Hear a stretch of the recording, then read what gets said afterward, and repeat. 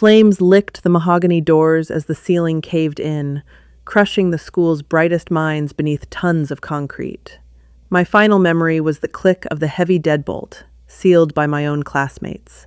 Now, staring at the pristine placement list, I know exactly which classroom to choose. Sweat dripped down my forehead, my lungs burning with the phantom inhalation of sulfur and toxic smoke. My hands instinctively clawed at my throat, expecting the searing agony of superheated air, but instead, my fingers brushed against the cool, crisp cotton of my academy uniform. The deafening roar of collapsing steel and shattering glass abruptly vanished, replaced by the polite, hushed murmurs of hundreds of students. I blinked, the blinding fluorescent lights of the grand auditorium forcing my eyes to adjust. The heavy scent of burning flesh and melting plastic was gone, replaced by the sterile aroma of floor wax and the cloying scent of Victoria Kensington's signature jasmine perfume. I was alive. My chest heaved as I stared at the pristine, marble-tiled floors of Oak Ridge Preparatory Academy. Slowly, I lifted my gaze to the digital calendar mounted above the stage. September 2nd. Exactly 3 weeks before the Founders' Day tragedy. 3 weeks before the newly renovated, multi-million-dollar elite wing, specifically Room 101. The gold room would crumble into a sinkhole, rupturing a main gas line and incinerating 32 of the wealthiest, most promising students in the state. In my previous life, I had sacrificed everything to get into room 101. I spent sleepless nights studying, skipped meals to afford the extra tutoring, and endured the relentless, subtle bullying of the legacy students just to secure my seat among the elite. And what was my reward? When the floor began to buckle and the walls cracked open, Victoria Kensington and Preston Carmichael, the reigning king and queen of Oak Ridge, had shoved me into the reinforced chemical storage closet, using my body as a buffer while they fought over the only clear exit. They locked the heavy steel door behind them, leaving me to suffocate in the dark as the building collapsed. "Breathe, Chloe. You look like you're about to pass out before they even read the list." A sickeningly sweet voice purred near my ear. I turned my head slowly. Victoria stood there, her blonde hair flawlessly blown out, a condescending smirk playing on her glossed lips. Beside her, Preston chuckled, adjusting his custom-tailored blazer. They looked so young, so arrogant, so completely oblivious to the fact that their beloved status symbol was going to become their tomb. "I'm perfectly fine, Victoria," I replied, my voice eerily calm. The absolute lack of fear or desperation in my tone made her smirk falter for a fraction of a second. In my past life, I would have been trembling with anxiety, desperate for her validation. Now, looking at her was like looking at a walking ghost. On the stage, Dr. Alistair Montgomery, the headmaster, tapped the microphone. "Settle down, students. Today marks the dawn of a new era for Oak Ridge Preparatory. With the completion of our state-of-the-art elite wing, we will now announce the 25 exceptional scholars who have earned their place in Room 101. These students represent the absolute pinnacle of our institution." The crowd leaned forward, a collective breath held in anticipation. Dr. Montgomery began reading the names. Preston Carmichael, Victoria Kensington. The list went on, a parade of trust fund heirs, politicians' children, and a few token scholarship students like me who were meant to do their homework for them. And finally, Dr. Montgomery announced, adjusting his spectacles, Chloe Evans. A smattering of polite applause rippled through the auditorium. Victoria shot me a sideways glance, her eyes narrowing with a mixture of disdain and begrudging acceptance. "Looks like the charity case made the cut. Try not to track mud on the imported carpets, Chloe." I didn't look at her. Instead, I stepped out of the aisle and began walking purposefully down the sloping floor toward the stage.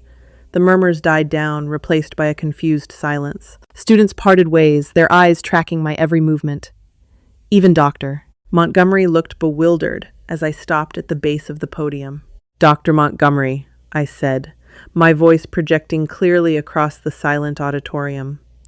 "I am formally declining my placement in room 101. A collective gasp echoed off the high vaulted ceiling. Victoria's jaw literally dropped. Declining the gold room was unheard of. It was academic suicide. "Miss Evans," the headmaster stammered, his face flushing a deep crimson. "I don't think you understand the gravity." "I understand perfectly," I interrupted, maintaining a steady, unwavering gaze. "I feel that the high-pressure environment of the elite wing doesn't align with my current academic goals. I respectfully request an immediate transfer to room 404. If the gasp before was loud, the uproar that followed was deafening. Room 404, located in the damp, crumbling basement of the old annex, was affectionately known as the delinquent ward. It was where Oak Ridge threw its washouts, its problem children, and those who couldn't be expelled due to bureaucratic red tape. It was the absolute worst class in the entire academy. Dr. Montgomery looked at me as if I had lost my mind. "Room 404? Miss Evans, that is a remedial placement. You have the highest test scores in the county. I cannot allow you to throw your future away." "It is my choice, headmaster. According to the student handbook, Section 4, Paragraph 2, a student may voluntarily step down from an honors placement provided they sign a waiver. I have the waiver right here." I pulled the folded piece of paper from my blazer pocket, something I had hurriedly scribbled in the few minutes since waking up in this timeline, and placed it on the stage. Victoria let out a sharp, mocking laugh that cut through the noise. "Let her go, Dr. Montgomery. If the rat wants to return to the sewers, we shouldn't force her to live in a palace. It just opens up a spot for someone who actually belongs." Dr. Montgomery looked at the paper, then at me, his eyes filled with a mixture of pity and frustration. "Very well, Miss Evans. If you are truly determined to sabotage your own potential, your transfer is approved. You will report to the basement immediately." "Thank you," I said softly. As I turned and walked back up the aisle, the whispers erupted into full-blown mockery. Students pointed, laughed, and sneered. Preston shook his head, calling me a pathetic loser under his breath. But as I passed Victoria, I didn't feel shame. I felt an overwhelming sense of relief. I looked at the smug faces of the elite students, silently filing into their ranks, preparing to march toward the brand new wing. They thought they had won. They had no idea I had just handed them a death sentence and secured my own survival. The descent into the old annex felt like crossing the threshold into another world. Gone were the plush carpets, the crystal chandeliers, and the scent of expensive cologne. Here, the air was thick with the smell of old paper, damp brick, and faint traces of spray paint. The fluorescent lights overhead flickered, buzzing with an erratic rhythm, and the linoleum floor was scarred with decades of scuff marks. I pushed open the heavy wooden door of room 404. The hinges groaned in protest, announcing my arrival. The classroom was a chaotic contrast to the rigid discipline of Oak Ridge. Desks were pushed into haphazard clusters. In the back corner, Jasper Hayes, a notoriously brilliant hacker who had been dumped here for allegedly breaching the district's grading server, was aggressively typing on a heavily modified laptop, his headphones blasting muffled heavy metal. Slouched across two desks near the window was Beatrice Monroe, an art prodigy whose only crime was refusing to paint the traditional, boring portraits the board demanded, opting instead for dark, surrealist murals. And quietly whittling a piece of wood in the front row was Leo Fitzpatrick, a towering, stoic guy who had taken the fall for a fight Preston Carmichael had started 2 years ago. At the front desk sat Mr. Donovan, a man who looked like he had given up on the educational system a decade ago. He peered over his reading glasses, a half-empty mug of lukewarm coffee in his hand. "Are you lost, kid?" Mr. Donovan grunted, eyeing my perfectly pressed uniform. "The shiny new cages are upstairs." "Not anymore," I said, walking to an empty desk near the center of the room and dropping my bag. I transferred. "I'm Chloe Evans." The typing in the back stopped. Jasper slid his headphones down around his neck, revealing a shock of messy dark hair and sharp analytical eyes. "Chloe Evans? The Chloe Evans? The one who breaks the curve in AP Calculus? What the hell did you do to get sent to the dungeon? Murder somebody?" Worse, I said, a faint smile playing on my lips. I asked to be here. Beatrice scoffed, not looking up from her sketchbook. Right, and I'm the Queen of England. Nobody asks to come to the reject pile. Spill it, Prep. Did they catch you cheating? I sat down, folding my hands on the scratched wooden surface of my desk. I looked around at the three of them. In my past life, these three were the only ones who had survived the tragedy unscathed, because they were miles away from the elite wing. After the disaster, they were the ones who uncovered the corrupt construction contracts that caused the collapse, exposing Dr. Montgomery and the board's negligence. They were outcasts, yes, but they were the only genuinely good people in this entire corrupt institution. I didn't cheat, I said calmly. I just realized that sitting in a room full of people who would happily step over my dead body to improve their GPA isn't my idea of a good time. I'd rather be at the bottom with people who are real than at the top with a bunch of fakes. Leo stopped whittling. He slowly lifted his head, his dark eyes studying me with silent intensity. Jasper raised an eyebrow, clearly intrigued, while Beatrice finally lowered her sketchbook. Bold words, Mr. Donovan muttered, taking a sip of his coffee. Let's see if you survive the week. Welcome to the asylum, Miss Evans. We don't do homework here, but if you want to read a book, go crazy. Over the next few days, I seamlessly integrated into room 404. I didn't try to change them or force them to study. Instead, I helped Jasper streamline his coding scripts. I brought Beatrice a set of rare, imported charcoal pencils I had saved up for, watching her eyes light up with genuine gratitude. I sat in comfortable silence with Leo, occasionally bringing him better wood blocks from the local craft store. Slowly, the walls came down. They realized I wasn't a spy or a snob. I was just a girl who had chosen their company over the glittering elite. But outside our little basement sanctuary, the clock was ticking. It was September 16th, 7 days before the collapse. I was walking back from the cafeteria with Beatrice when we ran into a blockade in the main corridor. Victoria and Preston were standing there, surrounded by their usual entourage of sycophants. Well, if it isn't the ghost of Oak Ridge, Preston sneered, stepping into my path. How's the mold down in the basement, Chloe? I hear it does wonders for the complexion. Beatrice bristled beside me, her fists clenching. Back off, Preston.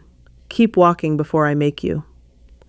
Oh, look, the freak show is protecting its newest exhibit, Victoria laughed, tossing her hair over her shoulder.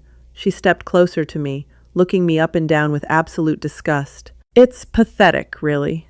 You worked so hard to be one of us. Now look at you. Filthy uniform, hanging around with criminals. Meanwhile, the elite wing is flawless. The new central air is perfectly calibrated. The smart boards are incredible. It's a shame you threw it all away out of pure jealousy. I looked at Victoria, genuinely studying her face. I remembered the sheer terror in her eyes in my previous life when the ceiling cracked. I remembered the sound of her screams as the fire erupted. I felt a fleeting, microscopic pang of pity, but it was quickly extinguished by the memory of the heavy closet door locking in my face. I'm not jealous, Victoria, I said, my voice soft, almost a whisper. In fact, I hope you enjoy every single second you spend in room 101. You really deserve to be there. Victoria frowned, unnerved by the total lack of malice in my voice. She was used to screaming matches and bitter tears. My serene acceptance completely threw her off balance. You're crazy, she muttered, grabbing Preston's arm. Let's go. The air around here is toxic.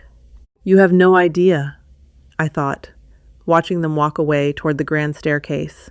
When we got back to room 404, Jasper was staring at his screen, his brow furrowed. Hey, Chloe, he called out. You know how you asked me to casually look into the school's maintenance logs? Just out of curiosity? Yeah, I said, closing the door behind me. Did you find anything? It's weird, Jasper said, turning his laptop so Beatrice, Leo, and I could see. The blueprints for the new elite wing? The architectural firm that signed off on the foundation work doesn't exist. It's a shell company. And there are 3 ignored reports from a surveyor citing severe geological instability, basically, a massive sinkhole directly under room 101. Leo frowned, speaking for the first time that day. If the foundation is unstable, the new HVAC and gas lines they installed would snap like twigs under pressure, Beatrice finished, her face going pale. They all slowly turned to look at me. I sat at my desk, my face perfectly impassive. Chloe, Jasper said slowly, his voice laced with dawning realization. Why exactly did you transfer out of that room? Silence descended upon the damp basement, thick and suffocating. The erratic hum of the fluorescent lights and the whirring of Jasper's heavily modified cooling fans were the only sounds in room 404. 3 pairs of eyes remained locked onto my face, waiting for an explanation that I could never fully provide. I could not tell them about the past life. I could not tell them about the crushing weight of the ceiling, the smell of sulfur, or the click of the deadbolt. Taking a slow, deliberate breath, I carefully constructed a half-truth. My uncle works as an independent surveyor for the city, I lied, keeping my voice steady and my gaze direct.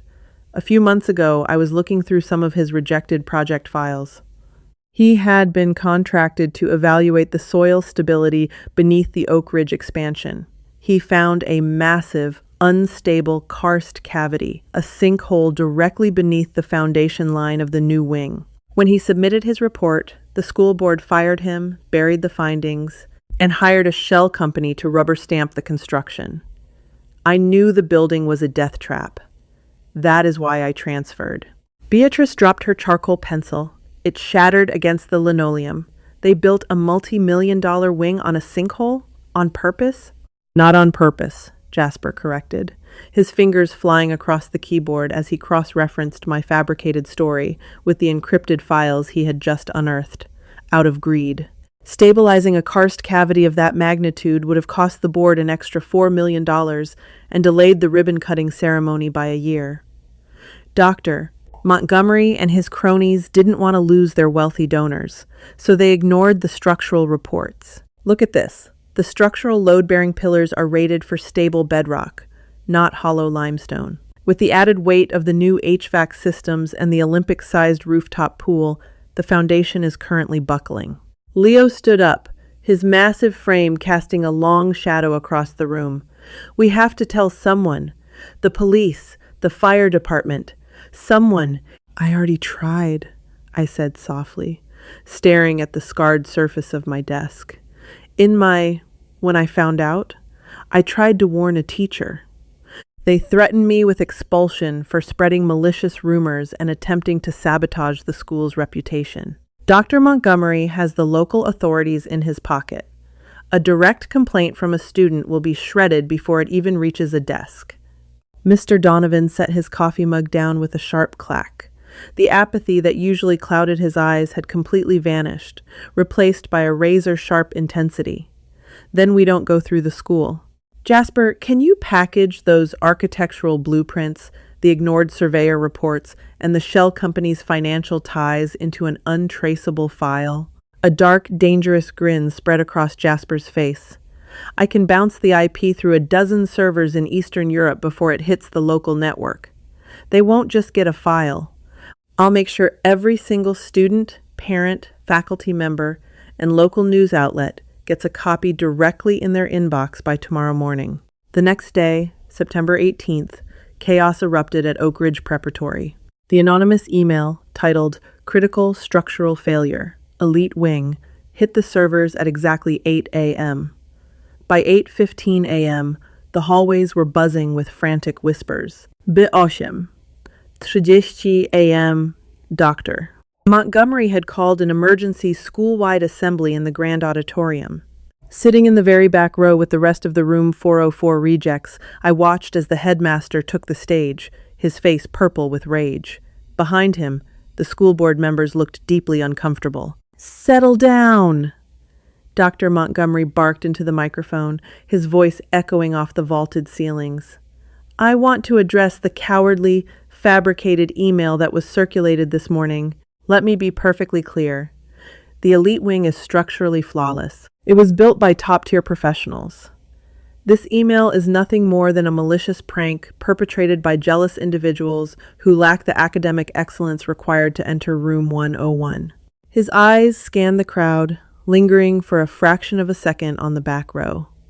We have our IT department tracing the source of this cyber attack. Anyone found responsible will face immediate expulsion and criminal charges. The Founders' Day exhibition will proceed next week in room 101 as planned. Do not let the jealousy of failures disrupt our greatness. The elite students erupted into applause. In the front row, Preston Carmichael stood up, clapping loudly, while Victoria Kensington turned in her seat to shoot a venomous glare toward the back of the auditorium.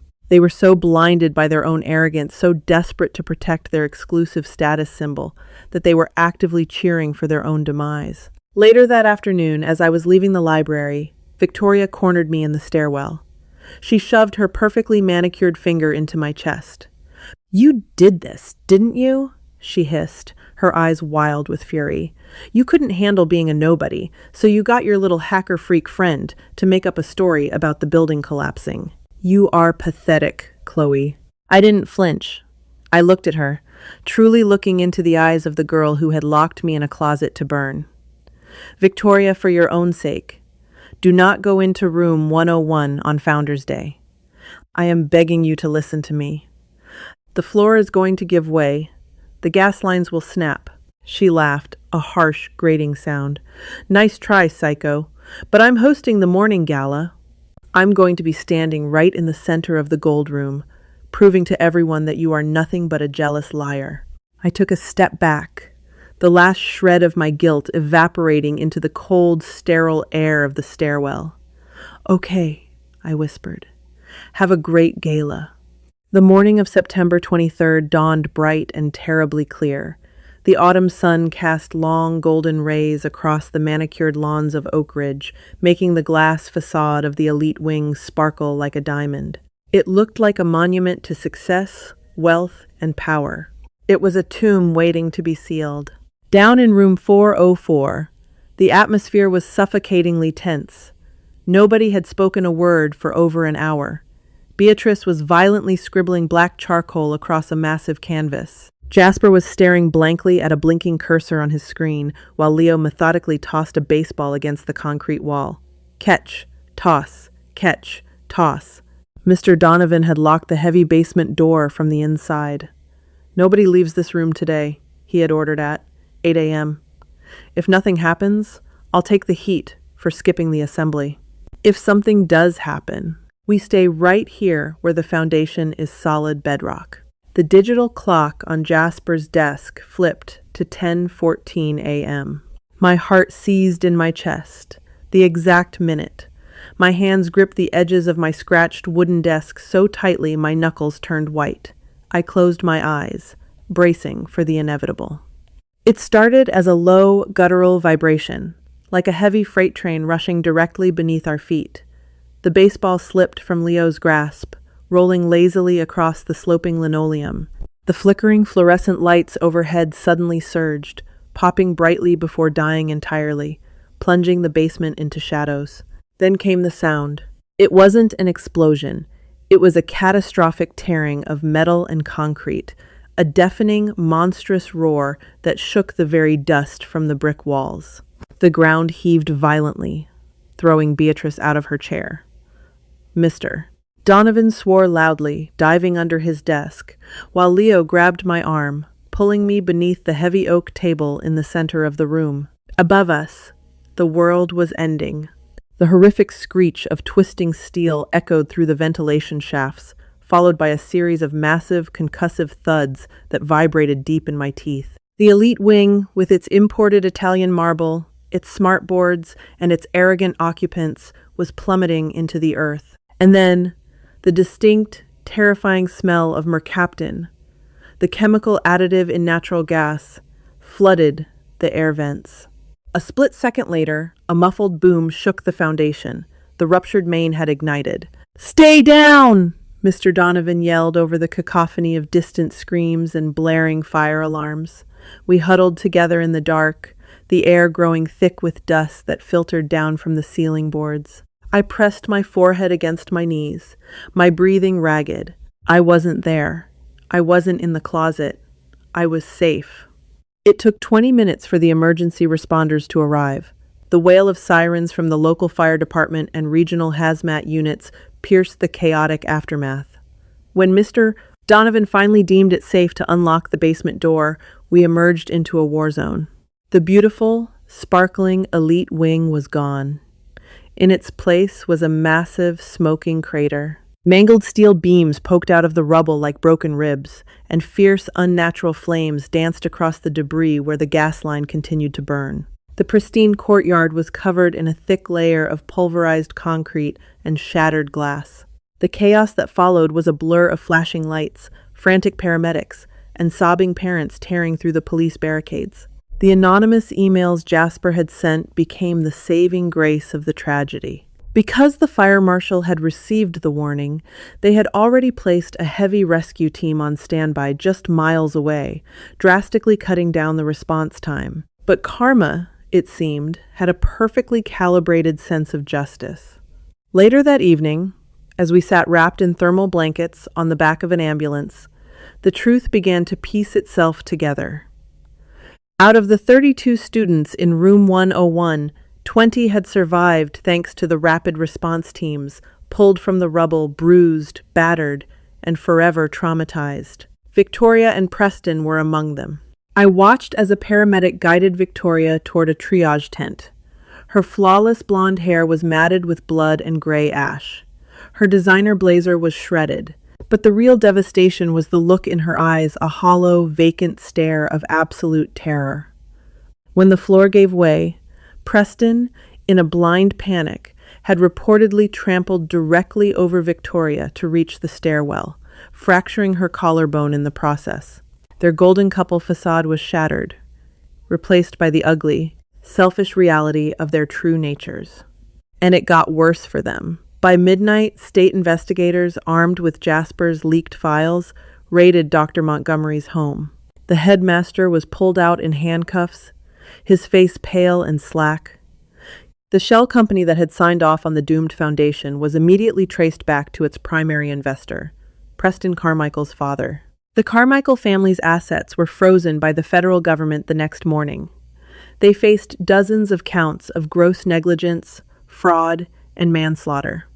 Preston went from the king of Oak Ridge to a penniless pariah overnight. Victoria's family, desperate to distance themselves from the scandal, shipped her off to a remote boarding school in another state, her social empire reduced to ashes. As for me, I stood at the edge of the police tape the next morning, watching the excavators clear away the rubble of room 101.